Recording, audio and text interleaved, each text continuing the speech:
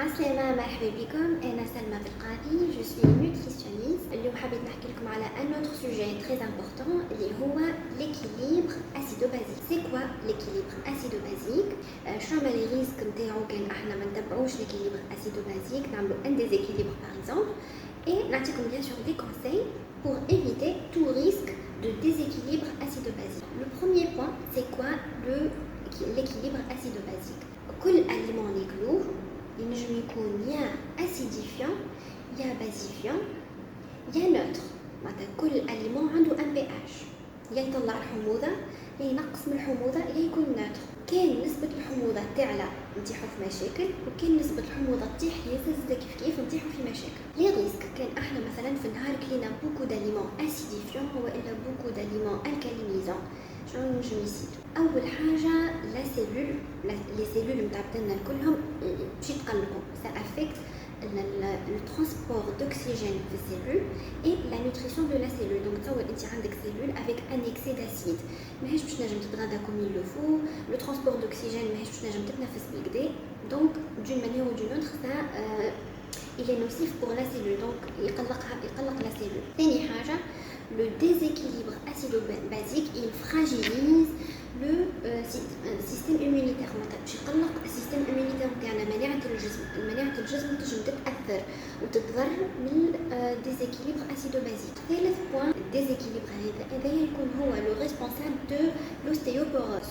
l'ostéoporose هذه هي اللي نسميوها بالعربية هشاشة العظام. رابع حاجة ينجم زادا aussi ce déséquilibre provoque des troubles cardiaques، ينجم يقلق الفونكسيونمون تاع القلب. خامس حاجة ينجم يكون هو responsable de troubles métaboliques كيما مثلا ينجم يعمل ديابيت، ينجم يطلع الكوليسترول في الدم، ينجم يعمل لا تونسيون ارتيريال، ينجم حتى يعمل ان سوربوا. ماذا بينا ديما كي ناكلو حاجه اسيديفيونت ناكلو معاها حاجه الكالينيزونت pour maintenir l'équilibre entre ces deux constituants là. l'alcalose توا l'alcalose كي باش ناكلو beaucoup d'aliments alcalins معناتها مش اسيديفيون، معناتها العكس تاع الاسيديفيون. ينجم يطلع لنا البي اتش نتاع الدم.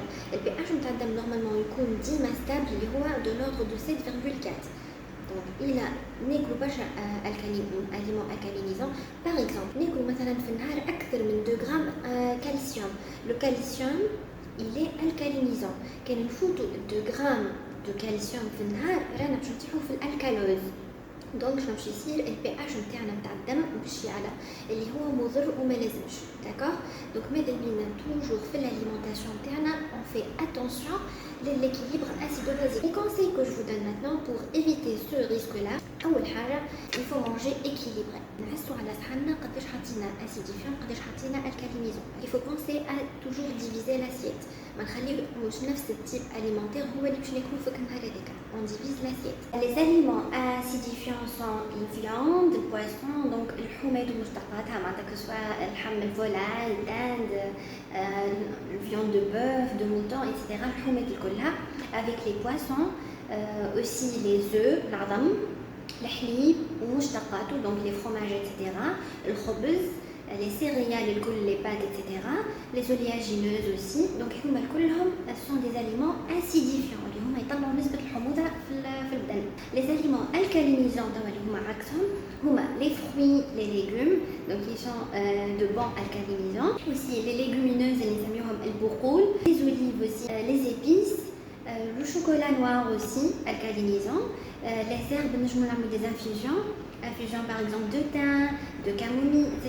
les infusions راهم باهين على الاخر يعدلوا نسبة الحموضة في الدم. les aliments neutres اللي لهم acidifiants ولهم alcalinisants اللي هما par exemple les huiles végétales الكل، le sucre aussi. donc هذوما زوز ils sont neutres. voilà. donc comme ça on peut équilibrer notre assiette. donc يجي باش نحط صحني نعرف روحي فين je me suis située في الكوتي acide والا في الكوتي basique. d'accord. j'espère اللي نفعتكم الفيديو هذه. il faut toujours penser à manger healthy. à la prochaine.